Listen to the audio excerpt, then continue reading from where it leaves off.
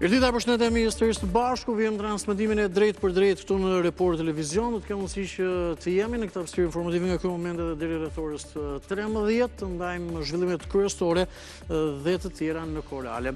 Së pari fokusohemi tek ngjarjet më të rëndësishme deri më tani, pra deri rreth orës 11.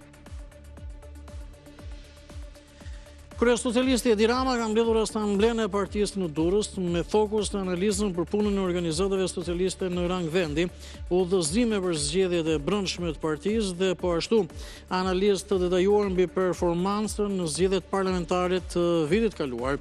Në fjalën hapëse, sekretari i përgjithshëm socialist Blendi Klosi u shpreh se fitoria e thellë e PS-s nuk ka ardhur nga rënja e PD-s, por se PS ka ditur të qëndrojë bashkuar. Një nga pikat që pritet miratohet gjatë takimit është edhe nisma për organizimin e partisë, me detaje në diasporë.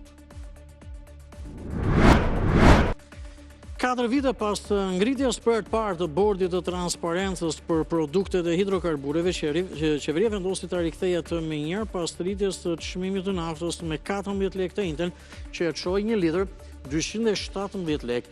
Vendimi marrë pas një takimi të kryeministrit Rama me disa nga anëtarët e kabinetit parashikon gjithashtu uljen me 20% të aksizës të naftës. Bordi do të vendosë çmime tavan. Vala e shtrëngtimit të naftës përfshiu edhe Shqipërinë pas tensioneve në lindjen e mesme.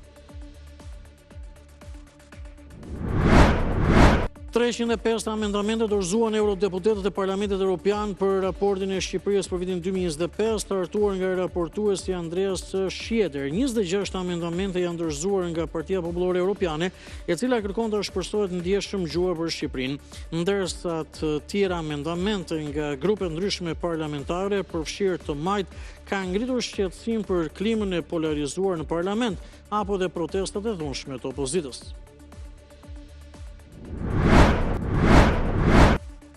Destinacionet më të rëndësishme në Tiranë i cilëson shkrimtarja udhëtimeve Victoria Philpott, bunkerët nëntoksor të transformuar në muze me relike, dëshmi dhe pasazhe origjinale nga periudha e komunizmit në vendin tonë, Bunkar 1 dhe Bunkar 2.